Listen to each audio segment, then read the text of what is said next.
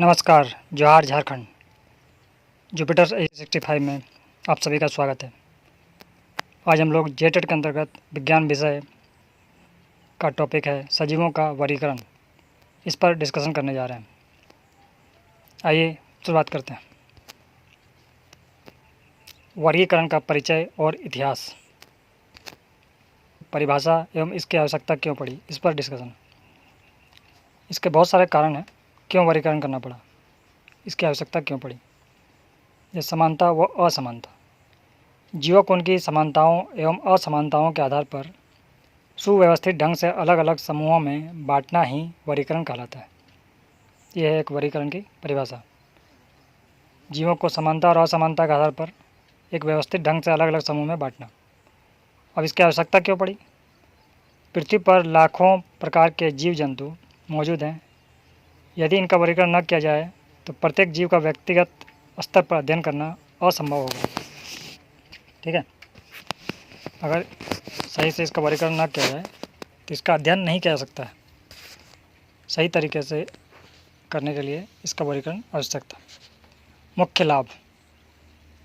वर्गीकरण जीवों के अध्ययन को अत्यधिक सरल बनाता है, उनकी सटीक पहचान करने में मदद करता है और उनके विकास क्रम को समझने में सहायता होती है इससे। ठीक है, इस प्रकार वर्गीकरण की परिभाषा और इसकी आवश्यकता क्यों पड़ी, इसके क्या लाभ हैं, ये हम लोगों ने देखा। जो है किसने किया और किस प्रकार से किया था। इसे सबसे पहले अरस्तु ने किया था, जिसे अरिस्टोटल भी कहते हैं। ये पश्चिमी दार्शनिक हैं। पौधों का वर्गीकरण किया और जंतुओं का भी वर्गीकरण किया। पौधों का वर्गीकरण। अरस्तु ने बाह्य संरचनात्मक लक्षणों के आधार पर पौधों को 3 भागों में विभाजित किया था: शाक, झाड़ी और वृक्ष। शाक सबसे छोटे एवं कोमल पौधे, उसको शाक बोलते हैं। झाड़ी मध्यम आकार के काष्ठीय पौधे, उसको झाड़ी बोलते हैं। वृक्ष विशाल आकार के तने वाले पौधे, इसको झाड़ी बोलते हैं। आप समझ सकते हैं, शाक मतलब छोटे छोटे कोमल पौधे, जैसे कि साग सब्जी जो हो गया। झाड़ी में आ गया आपका थोड़ा सा बड़ा पौधा में आ जाइए, जैसे बेर बोल सकते हैं, या और भी छोटे छोटे पौधे जो मध्यम आकार के हों। वृक्ष में बड़े वृक्ष, आम हो गया, है ना, बेल हो गया, ये सब इसमें आ गए। अब जंतुओं का वर्गीकरण। उन्होंने जंतुओं के रक्त के रंग के आधार पर उन्हें 2 वर्गों में विभाजित किया: एनेइमा और इनेइमा। लाल रक्त रहित जीव, जिसमें ऐसा जीव जिसमें लाल रक्त नहीं हो, उसको बोलेंगे एनेइमा। जैसे अकशेरुकी कीट वगैरह जो हो गया, जिसमें लाल रक्त नहीं पाया जाता है। दूसरा इनेइमा, जिसमें लाल रक्त युक्त होता है, उस जीव को इनेइमा कहते हैं, जैसे कशेरुकी मनुष्य, गाय आदि। इसकी सीमा क्या थी कि यह वर्गीकरण केवल बाहरी लक्षणों पर आधारित था। इसका वैज्ञानिक रूप से ये अपूर्ण था। ये वैज्ञानिक रूप से इसको वर्गीकरण जो किया गया था वो वैज्ञानिक रूप से अपूर्ण था। इसमें और भी कुछ जोड़ने की आवश्यकता थी, जिसे बाद में आगे चल के सुधार किया गया। कैरोलस लीनियस व द्विनाम पद्धति। ठीक है, वर्गीकी के पिता, इसको वर्गीकरण का पिता बोला जाता है। कैरोलस लीनियस ने अपनी पुस्तक सिस्टेमा नेचुरा में द्विजगत वर्गीकरण प्रस्तुत किया है। द्विजगत के बारे में बताया। पहला पादप जगत, जिसको बोलते हैं किंगडम प्लांटी, और जंतु जगत किंगडम एनिमेलिया। ठीक है, इस प्रकार 2 रूप में इन्होंने वर्गीकरण किया, कैरोलस लीनियस ने। द्विनाम पद्धति इसको बोलते हैं। प्रत्येक जीव का नाम 2 शब्दों से बना है: वंश और जाति। ठीक है, उदाहरण, मनुष्य का नाम होमो सेपियंस। होमो मतलब वंश, सेपियंस मतलब जाति।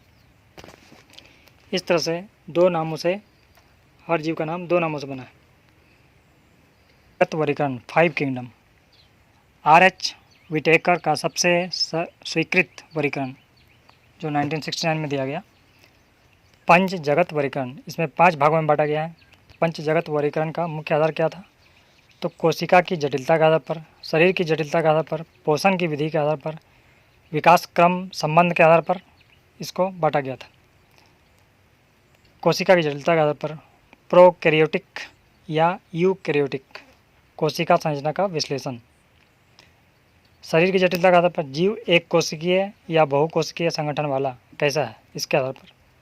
पोषण की विधि, भोजन प्राप्ति का साधन स्वपोषी है या परपोषी है, इसके आधार पर। विकास क्रम संबंध, जीवों के बीच पैतृक एवं विकासवादी संबंध का आकलन करते हुए इसका वर्गीकरण किया गया। तो ये मुख्य आधार है। मोनेरा, किंगडम मोनेरा, इसकी मुख्य विशेषताएं: प्रोकैरियोटिक जीव, एक कोशिकीय जीव, वास्तविक केंद्रक की अनुपस्थिति और झिल्लीदार कोशिकांग नहीं होते हैं। ठीक, जिसका प्रमुख उदाहरण क्या है, बैक्टीरिया, जैसे नील हरित शैवाल, ब्लू ग्रीन एल्गी, जिसे साइनोबैक्टीरिया भी बोलते हैं या माइकोप्लाज्मा भी बोलते हैं। कुछ महत्वपूर्ण परीक्षा विशेष महत्व, दूध से दही जमाने में जो बैक्टीरिया का इस्तेमाल होता है, लेगुमिनस पौधों की जड़ों में नाइट्रोजन स्थिरीकरण जो होता है, ये सभी मोनेरा किंगडम के अंतर्गत आते हैं। अगला है प्रोटिस्टा किंगडम या किंगडम प्रोटिस्टा। शारीरिक विशेषताएं, यह मोनेरा जगत और उच्च विकसित जीवों के बीच संयोजक कड़ी का काम करता है। ठीक है, किसके बीच में, मोनेरा जगत और उच्च विकसित जीव के बीच को बोलते हैं प्रोटिस्टा किंगडम। यह यूकेरियोटिक तथा एक कोशिकीय होता है। इनमें पूर्ण विकसित केंद्रक तथा झिल्लीबद्ध कोशिकांग पाए जाते हैं। झिल्लीबद्ध कोशिकांग इसमें पाया जाता है। यह मुख्य रूप से जलीय आवासों में जीवन यापन करता है। कहाँ, तो जलीय आवास में मुख्य रूप से ये रहते हैं। इसका उदाहरण क्या क्या है, तो अमीबा, पैरामीशियम, यूग्लिना। ठीक है, ये सब इसके एग्जाम्पल्स हैं।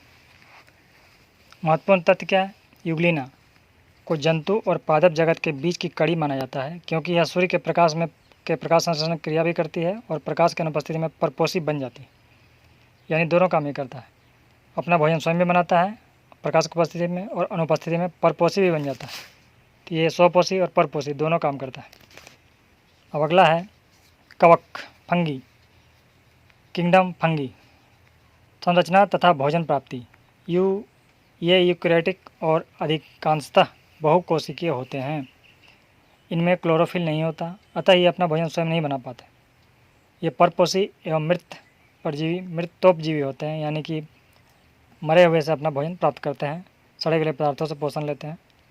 कवक की कोशिका भित्ति काइटिन नामक जटिल शर्करा की बनी होती है। उदाहरण मशरूम, ईस्ट, राइजोपेस, ये सब इसके उदाहरण हैं फंगी के। ठीक है, पादप एवं जंतु जगत। पादप जगत का सरल उपविभाजन, पादप जगत को सरल उपविभाजित किया गया है, जिसे थैलोफाइटा, ब्रायोफाइटा, टेरिडोफाइटा।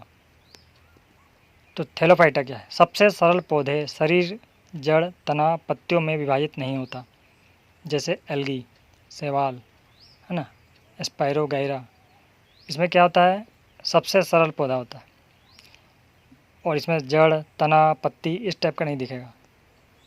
शैवाल, आपने एल्गी देखा होगा, तो ये जटिल नहीं होता, बिल्कुल सरल होता है। अब ब्रायोफाइटा, इन्हें पादप जगत का उभयचर कहते हैं। नम व छायादार स्थानों पर उगते हैं। ये नम मतलब नमी वाले जगह में और छायादार स्थानों में उगते हैं, जैसे मोस, लीवरवर्ट। ठीक है, इन्हें पादप जगत का उभयचर कहा जाता है। उभयचर करने का मतलब है कि ये पानी में, जल में और स्थल में दोनों जगह समान रूप से पाए जाते हैं। टेरिडोफाइटा, वास्तविक जड़, तना व पत्तियां मौजूद होती हैं इसमें। संवहन उत्तक, जाइलम और फाइलम ये भी उपस्थित होता है। जाइलम और फाइलम क्या होता है, जो पौधे की जड़ों से पूरे पौधे में जल को पहुंचाने का काम करते हैं, भोजन को पहुंचाने का काम करते हैं, ये सब जाइलम और फाइलम है, ये उपस्थित होता है। पर बीज नहीं बनते, इसमें बीज नहीं बनता, जैसे फर्न, हॉर्सटेल, ये सब इसके एग्जाम्पल हैं। पादप जगत का सरल उपविभाजन के अंतर्गत हमने 3 तरह का देखा। अब जिम्नोस्पर्म बनाम एंजियोस्पर्म, बीजधारी पौधे। अभी तक हमने पढ़ा इसमें पौधे में बीज नहीं पाया जाता था, अब बीजधारी पौधे आ गए, जिनमें पहला आएगा जिम्नोस्पर्म, दूसरा एंजियोस्पर्म। नग्न बीजी पौधे, इनके बीजों के ऊपर कोई बाहरी आवरण या फल की भित्ति नहीं पाई जाती। ये बहुवर्षीय, काष्ठीय व सदाबहार होते हैं। इनमें फूल अनुपस्थित होते हैं। शंकु बनते हैं। उदाहरण पाइन, जिसको चीड़ बोलते हैं, साइकस, देवदार, ये सब है। इनको बीज में कोई ऊपर से कोई कवर नहीं होता है। अब एंजियोस्पर्म, आवृत्तबीजी पौधे, सबसे विकसित पौधे जिनके बीज फल के अंदर पूर्ण रूप से सुरक्षित बंद होते हैं। इनमें जनन अंग पुष्प के रूप में विकसित होते हैं। फूल वाले पौधे, ठीक है, फूल वाले पौधे इसके अंतर्गत आते हैं। इन्हें एक बीजपत्री और द्विबीजपत्री में बांटा जाता है। उदाहरण आम है, गुलाब है, गेहूँ है, सरसों है। ठीक। जंतु जगत, किंगडम एनिमिलिया। मुख्य लक्षण, बहुकोशिकीय यूकैरियोटिक परपोषी जीव जिनमें कोशिका भित्ति नहीं पाई जाती है। इनमें प्रचलन लोकोमोशन की क्षमता होती है। ठीक है, प्रचलन लोकोमोशन की क्षमता होती है। मुख्य दो उपवर्ग, अकशेरुकी और कशेरुकी। अकशेरुकी रीढ़ की हड्डी नहीं होती है। उदाहरण के लिए केंचुआ, तितली, मकड़ी, घोंघा। अब कशेरुकी वास्तविक रीढ़ की हड्डी होती है, जैसे मछली, मेंढक, सरीसृप, पक्षी, स्तनधारी, मनुष्य। इन सब में कशेरुकी रीढ़ की हड्डी होती है, इनको बोलेंगे कशेरुकी। और जिनमें रीढ़ की हड्डी नहीं होती है उनको बोलेंगे अकशेरुकी। ठीक है। और वर्गीकी पदानुक्रम, टेक्सोनोमिक हायरार्की। इसमें सबसे पहला आता है जगत, किंगडम, सबसे बड़ी इकाई। उसका आता है संघ, फाइलम। उसका आता है वर्ग, क्लास। उसका आता है गण, ऑर्डर। फिर है कुल, मतलब फैमिली। फिर है वंश, जीनस। फिर है जाति, इसको स्पीसीज। इस टाइप से इसे वर्गीकृत किया गया है। होमो सेपियंस। होमो सेपियंस जो है, मनुष्य का वर्गीकरण जब किया गया है इसी आधार पर, जगत, संघ, वर्ग, गण, कुल, वंश, जाति, इसके आधार पर जब इसका वर्गीकरण किया गया तो क्या क्या नाम दिया गया। तो जगत के आधार पर इसका नाम है एनिमिलिया। इस वर्गीकरण को इसका नाम दिया गया है एनिमिलिया। संघ के आधार पर नाम दिया गया है कॉर्डेटा। वर्ग के लिए मेनिमिलिया। गण के लिए प्राइमेट्स। कुल के लिए होमिनिडी। वंश के लिए होमो। जाति के लिए सेपियंस। इस प्रकार से 7 चरण में इसको विभाजित किया गया है। इस वर्ग को मनुष्य के लिए अलग अलग नामों से दिया गया है। कुछ वन लाइनर्स देखिए। वर्गीकी के जन्मदाता किसको बोलते हैं, तो कैरोलस लीनियस को। वर्गीकी के जन्मदाता कैरोलस लीनियस। पंच जगत वर्गीकरण प्रदाता ये कौन है, तो R.H.V. टेकर 1969 में पंच जगत के वर्गीकरण। और वर्गीकरण की सबसे छोटी इकाई क्या है, तो जाति है, जिसको स्पीसीज बोलते हैं। प्रोकैरियोटिक जीवों का जगत क्या है, मोनेरा जगत उसको बोलते हैं, मोनेरा। जंतु व पादप के मध्य की कड़ी उसको क्या बोलते हैं, यूग्लिना को कहते हैं। पादप जगत का उभयचर, पादप जगत में जो उभयचर है उसको क्या बोलते हैं, ब्रायोफाइटा, जैसे मूस को कहते हैं। कवक की कोशिका भित्ति काइटिन की बनी होती है। कवक की कोशिका भित्ति काइटिन से बनी होती है। नग्न बीज वाले पौधे जिम्नोस्पर्म कहलाते हैं। तो ये कुछ छोटे छोटे वन लाइनर्स थे, परीक्षा में से आ सकता है क्वेश्चंस। तो ठीक है, आज के टॉपिक को यहीं समाप्त करते हैं। आप सभी को धन्यवाद। और अन्य टॉपिक के लिए आप कमेंट करिए, इस चैनल को सब्सक्राइब कीजिए, शेयर कीजिए, ताकि हम अन्य वीडियो ला सकें। इससे संबंधित MCQs भी आपको दिया जाएगा और हम आपसे आगे जुड़े रहेंगे। कंप्लीट जेटेड फ्री क्लासेस और अन्य झारखंड एग्ज़ाम और अन्य कॉम्पिटिटिव एग्ज़ाम्स के लिए भी तत्परता से, इसके लिए आप हमारा सपोर्ट करें। धन्यवाद।